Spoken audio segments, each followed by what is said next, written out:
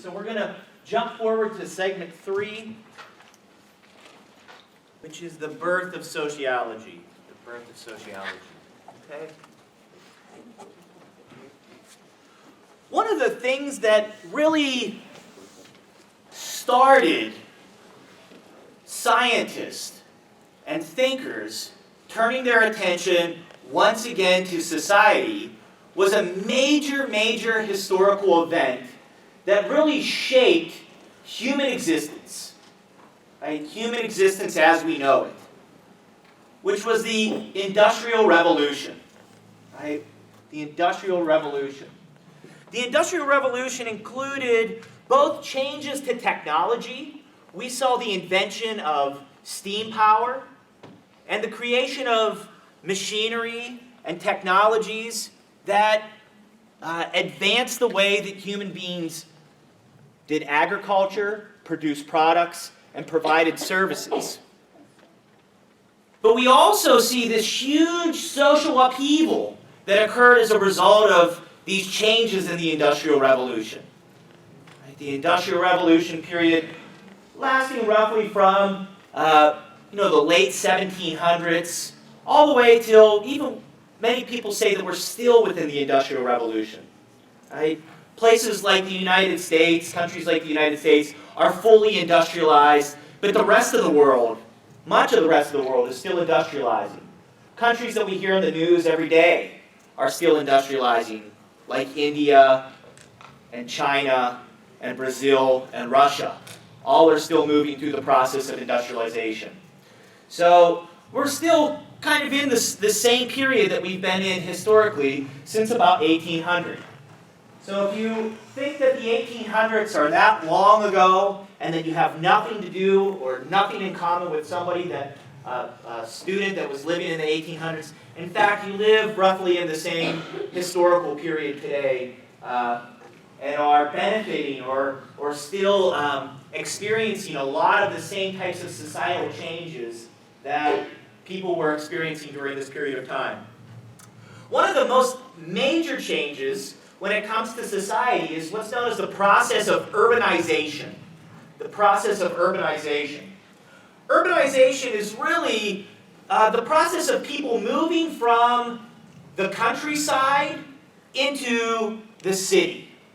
Moving from the countryside into the city.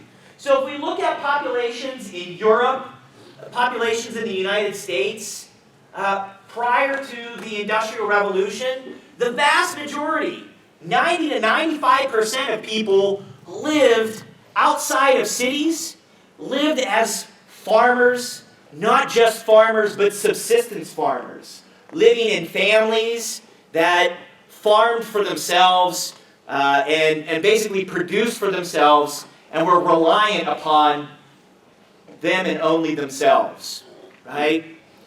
The process of urbanization was when these folks from the countryside, this huge portion of the population, gave up farming, gave up subsistence farming, living in families, large, traditional families, farming for their own subsistence, their lives dependent on each other, and moving into the cities that really existed for thousands of years prior to the Industrial Revolution, but only supported a small group of people.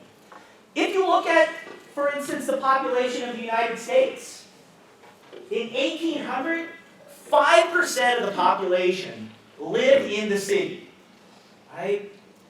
Now, many of the cities that still exist today, the city of Pittsburgh, Philadelphia, New York, all of the major cities that we think about in the Northeast, Boston, all existed in 1800.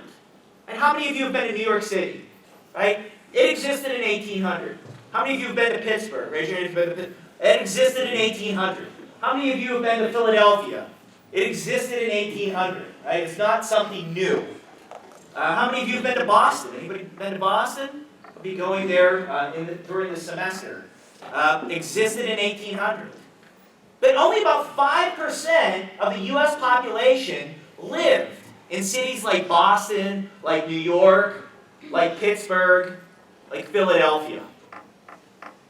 Well, along comes this process of industrialization, where we see these advances in technology, advances in the way that we create products, advances in things like steam power, mechanical power, changes in how we produce iron and steel, and all of these things that play a role in our daily lives and have come along and changed the way people work.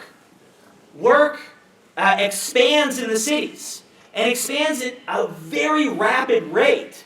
The availability of jobs and being able to make a living in the city. So in a small period, historically, remember, human history is thousands upon thousands of years old, and that's just written human history, right? In a period of about 50 years, we see almost a doubling in size of the urban population in the United States. Goes from 5% to 15%. So 3 times the number of people live in that city now, right? Live in Pittsburgh, live in Philadelphia, live in New York, live in Boston. By 1900, just a mere 100 years after the beginnings of the Industrial Revolution, 40% of the population, right? 40% of the population. From 50 years prior, this is nearly 3 times the amount of people living in the city. And then, if we look at the continued process of urbanization, it's still going on today. By 2000, about 80% of the U.S. population lives in cities, and only about 20% live in the rural areas of the country. So in a mere 200 years, we see almost a complete inversion of the majority of people living in rural areas to the majority of people, vast majority, living in urban areas. Now, this 200-year transition, even 50-year transition, from 1800 to 1850, wasn't a happy transition, right? Let me do a thought experiment for you. There's roughly 120 people in this class, right? We have the back 2 rows available for extra people to come in. We have a spotting of seats to come in. But I know, and I hear some of you grumble as you come in, Dr. Vaquero doesn't allow us to sit in the back 2 rows. Oh my God, I got to sit next to a person, right? I got to find a seat. The last couple of people that come in, you kind of struggle. You walk in, you look around. Oh my goodness, where's that seat that I need? I have trouble finding that seat. Well, let's double the population in this classroom. We go from 120 to 240 with the same infrastructure, the same classroom, the same number of seats. And then let's add another full population, another 120. So we go from 120 to 240 students in this classroom to 360 students in this classroom. What do you think is going to happen to the class? What's going to go on? What are going to be some of the problems that crop up? Any thoughts? Go ahead. People will be in seats and then also in the back or anywhere that they can stand. So the seats will all be filled, right? Because we only have an excess of about 20 seats. And that means that after the seats are filled, people are going to start filling up the rows. Do you think 240 additional people can fit in these rows? What do you think? Where else are they going to be? They're going to be pouring onto the desks. They're going to be crowding up in the front. They're going to be crowding in the back. They're going to be standing all behind you, right? Breathing down your neck. It's going to be kind of crowded in here. What else do you think is going to happen other than it's going to be crowded? How conducive to learning is this going to be? Right? 120 people being quiet, paying attention, listening is okay. But I think even just the sound of 360 people breathing in this room would probably make enough noise that it would be difficult to study, difficult to pay attention. I hear a couple of people coughing, right? So maybe 2 or 3 coughs every once in a while. Let's multiply that by 3 and think about transmission of disease, right? Transmission of disease. Part of the reason why we have only 120 people in this room is because we're trying to not cram people in like sardines, because we're trying to prevent you all from getting sick. We're trying to prevent you all from getting ill. We're trying to provide you enough space to learn. Learning probably wouldn't occur if this class was 3 times its size, right? Well, let me tell you something else. 50 years in terms of societal infrastructure is not a very long period of time. You might say, Dr. Vaccaro, if you have 3 times the number of people coming to IUP, why not just build 3 more classrooms, or maybe 3 more buildings, so that we all have enough room? Well, it takes a long time to change that infrastructure, to build buildings, to change the landscape, to change what the city looks like. You know, we're sitting here in a new classroom at IUP. It's been 20 years since a classroom was built here. And it'll probably be 20 more years before another classroom will be built on campus. So, infrastructure, building things to accommodate that influx of people took a long time. Cities that were built, they're built for people living and maintaining a good quality of life, were built for 5% of the population or 10% of the population. All of a sudden, they have to deal with 15%, 40%, 80% of the population. Well, what happens? You start to get lots and lots of social problems cropping up. Right? Lots and lots of social problems. Overcrowding, people sleeping in shifts in the city. Right? Many of you, when you read about the Industrial Revolution in your high school history class, or maybe even your college history class, read about the tenements and how people would live 12 or 14 to a room. Well, it wasn't because they liked each other. It wasn't because that was a preferable style of living. It was because there was a housing crisis.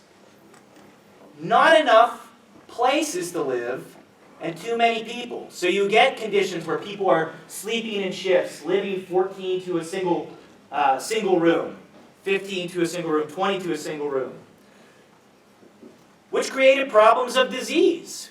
You have a city that has a water supply and a sanitary system built to accommodate 5% of the population, 10% of the population. All of a sudden, you have the pressure of that water supply, of that sanitation, being forced with 20% of the population's waste, 40% of the population's waste, 80% of the population's waste. And what happens? Disease starts to occur. In addition, people moved to the city.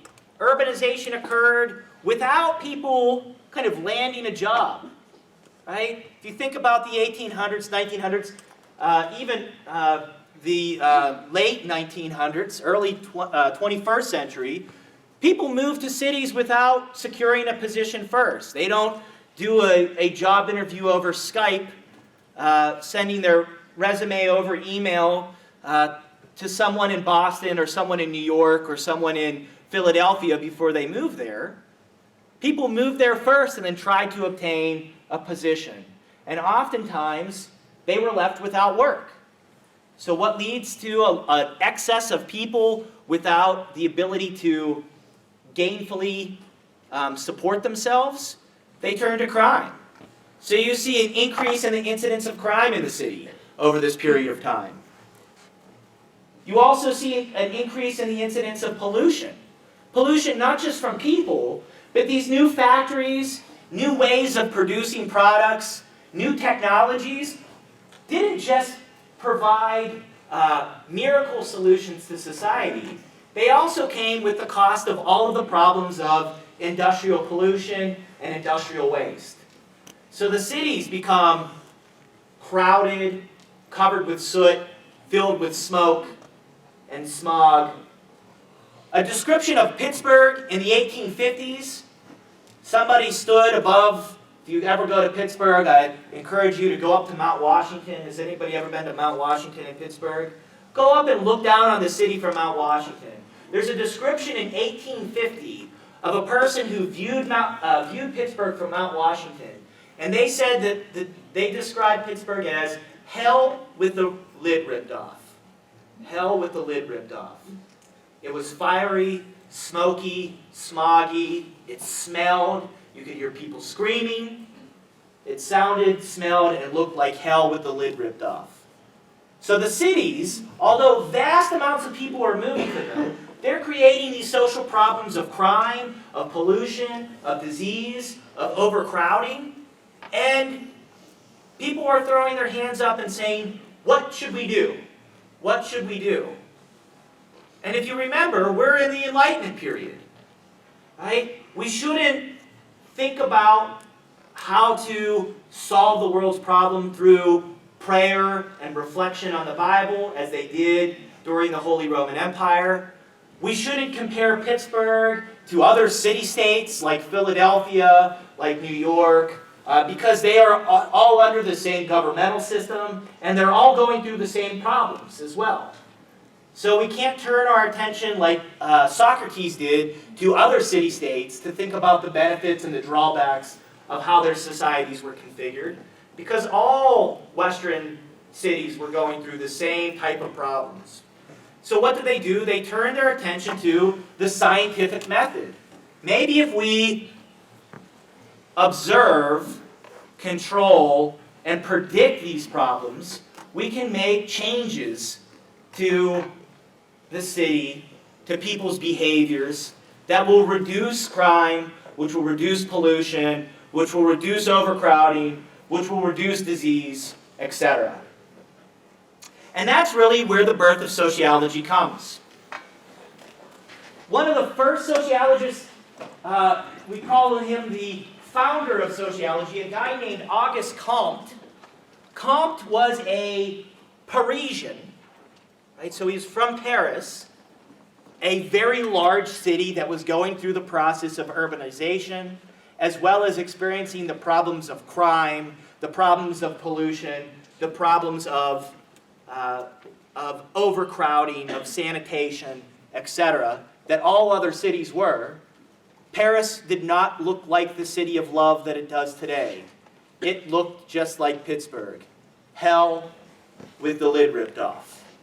So Comte decided that we should use the scientific method to study society, to study these problems. And through the use of the scientific method, we could solve these problems. This is known as positivism. Positivism. Positivism is simply the notion that we can observe society, right? Observe society, and be able to describe the problems in the greatest detail possible. So we can observe crime occurring. We can observe instances of pollution. We can observe instances of overcrowding. We can observe all of these different problems that are occurring within the city and be able to describe them in detail. So the first kind of thing that a positivist would do would be to go in and to observe and describe what is going on. The second thing a positivist does is to start to think about what is causing these problems. So once you describe and observe the problem, you can start to think about reasons why that might be occurring. So you observe enough crime, you can start to hypothesize about why these particular types of crimes are occurring. If you can see pollution occurring, you can start to hypothesize what is the source of this pollution and why is this pollution occurring. If you see overcrowding, you can observe the overcrowding and start to hypothesize about why overcrowding is occurring in this particular manner or in that particular manner. And what you're really doing by hypothesizing is you're trying to rule out all of the wrong answers to the cause. So you may hypothesize that there are 5 different reasons why a particular type of crime has broke out in a city, and 4 of those reasons may be wrong. What you're effectively doing is trying to systematically rule out these alternative possibilities, which is known as controlling. So you are observing and you are controlling as a positivist. And then finally, through the process of observing and controlling, you are going to arrive at either a or a series of answers to why this particular problem of crime, or why this particular problem of overcrowding, or why this particular problem of pollution is occurring. And you'll be able to then use that to predict if and when that problem will occur in the future. Right? If and when that problem will occur in the future. So positivism has 3 basic tenets: observation and description, control, systematically ruling out alternative possibilities, and prediction, being able to use that information in the future to either prevent that problem from occurring or ensuring that what you want to occur does occur. So early sociological positivism isn't just found with Auguste Comte's writing. It can be found in a lot of different places during this period of history. It even makes its way into the U.S. Constitution. Right? It makes its way into the U.S. Constitution. One of the things that the founders of our country had was a problem. If we are not going to be ruled by a king, how are we going to govern ourselves? Right? How are we going to ensure that all of our citizens are fairly governed and fairly provided the services that government will provide? Well, what did the Founding Fathers decide to do is to turn their attention to observing the real world and being able to distribute services as well as representation through that observation. So if you look in the Constitution, Article 1, Section 2, which is known as the Census Clause, it is at the very beginning of the Constitution, before they even say, we are going to have a president. Before the founders said, we are going to have a Congress. The founders first said, we should represent, right, our country by observing it.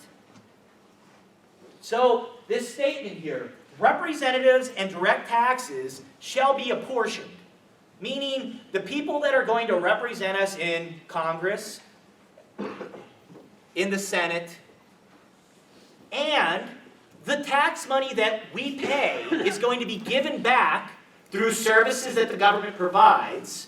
That's what apportion means. So representatives are going to be given to us, and our tax money through services are going to be given back to us by counting people. Shall be apportioned by determined by adding to the whole number of free persons, and this actual enumeration shall be made within 3 years of the first meeting of the Congress of the United States, and within every subsequent term of 10 years, in manner as such shall by law direct. So every 10 years, we are going to recount the population. And by recounting the population, we are going to give to the states a certain number of representatives, as well as a certain proportion of the tax money that is allocated to that state. So, in our very Constitution, we have the job of a sociologist being defined. A person who is going to go out, systematically observe and describe what the population looks like, and as a result of observing and describing what the population looks like, they're going to use that to predict how to, in the most just way possible, give out representation and give out taxes. So we see sociology kind of crop up during this period of time. The use of the scientific method to solve problems like how should we govern? How should we make the cities better? Less polluted, less crowded, less disease-ridden. Well, if we turn our attention to an example of early sociology in the city, there's a guy by the name of John Snow. John Snow was a physician in Europe. During this period of time, there was no people that really called themselves sociologists other than Auguste Comte, right? But there were people that did sociology. And John Snow was a person who used sociological positivism in such a way as to help cure disease within the city. Snow is actually known as the father of social epidemiology, which is a subfield of the medical field, right? A subfield of medicine, which combines sociology and understanding of disease, right? Social epidemiology. Snow turned his attention to one particularly nasty disease that was ripping its way across European cities, known as cholera. How many nursing majors do we have here? Do we have any nursing majors? A couple of nursing majors. Have you, sir, heard of the disease cholera and what it does to the body? No, not yet. Haven't learned it in your class. How about you, ma'am? Haven't learned about cholera yet? Most of you, if you're a nursing major or a pre-med major, you probably won't learn much about cholera because it's an easily curable disease today, treatable, curable disease. But cholera in the 1800s was a horrible, horrible plague that would rip through cities and destroy large parts or large swaths of the population. Just to give you some description of what cholera actually is, it's this deadly waterborne bacteria. It has a little flagellum on the back of it that kind of moves throughout the body, moves down and through the body until it gets down into the small intestine. And then once it reaches the small intestine, it starts to rapidly multiply in the small intestine. It causes extreme stomach pain and causes extreme diarrhea. Extreme diarrhea. Diarrhea that is so bad that it causes rapid dehydration of the body. So you have diarrhea so bad that you can't replenish the fluids that you are losing from the diarrhea. It's a horrible disease where then it causes, as a result of dehydration, for the internal organs to begin to shut down and eventually causes death. This doesn't happen over a short period or over a long period of time. Death from cholera can occur within 2 hours from the beginning of the symptoms. Now, to put it crudely, cholera is such a terrible disease, you literally shit yourself to death. Right? It causes death in about 50 to 60% of people who contract cholera. So if you get cholera, it's 1850, and you get cholera, it's a flip of the coin whether or not you're going to live. It's a coin toss. So in these European cities that had lots and lots of disease, right, cholera was one particular disease that was especially deadly and spread as a result of the overcrowding within the city. People living close together were drinking out of the same contaminated water supply that was tainted by this waterborne bacteria. Okay, so this causes, if you think about cholera, it causes uncontrollable, right, diarrhea that then gets transferred back into the water system and then transferred back to another person. So cholera is spread by drinking contaminated water. Today we don't have a problem with cholera spreading because we have generally good sanitation systems in our cities that are built to accommodate the population that lives within that city. But in 1800 to 1850, those sanitation systems were built to be effective for 5% of the population.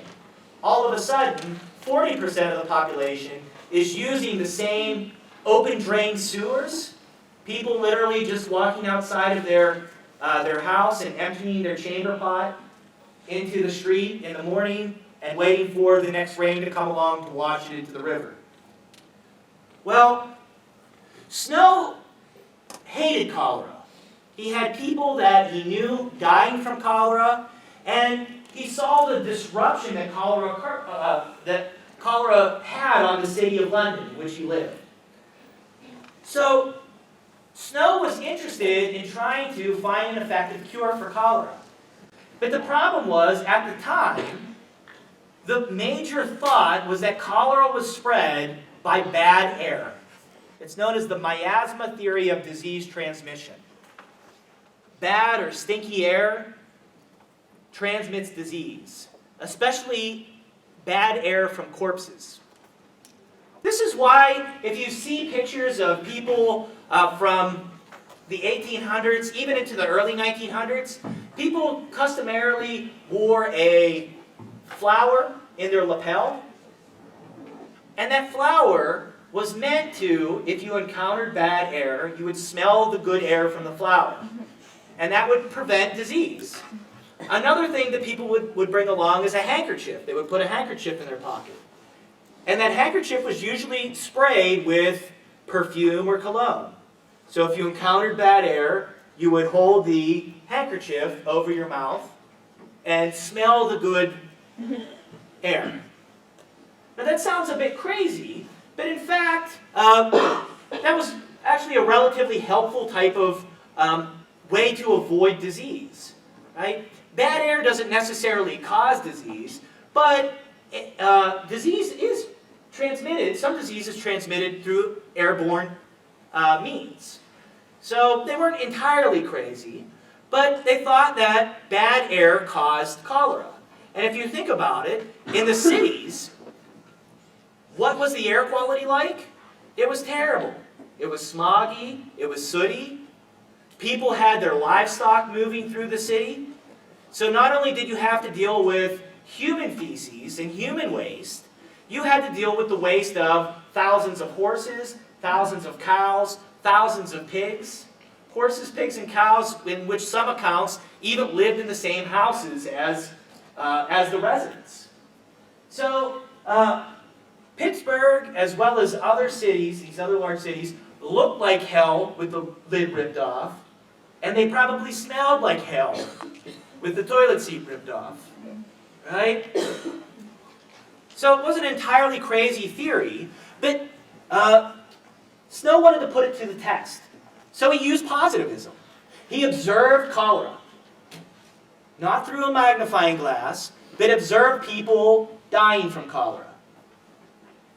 He controlled for the alternative explanation that cholera was spread through bad air.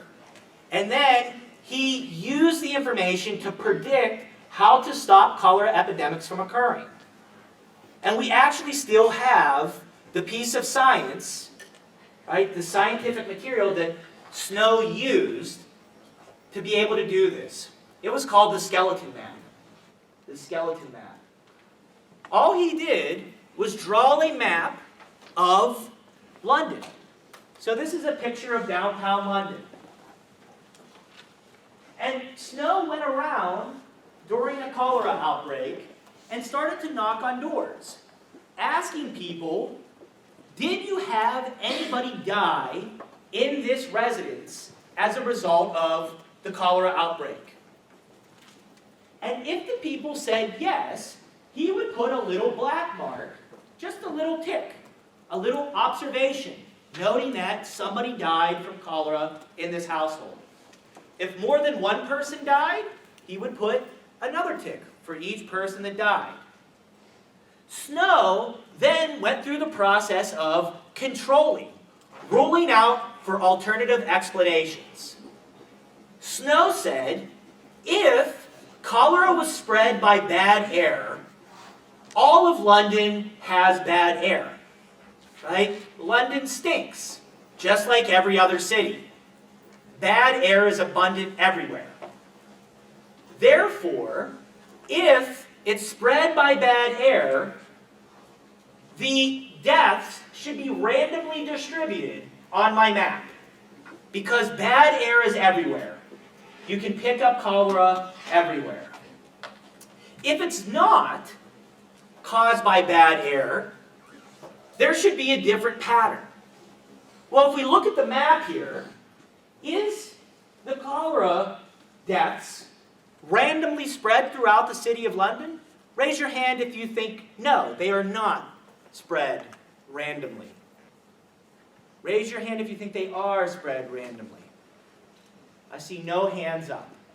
No hands up. And in fact, they are not spread randomly. They are concentrated. They are concentrated in a particular part of the city. Right? Particular part of the city. Located right under what is called Broad Street. Right by Broad Street, a very major thoroughfare in London.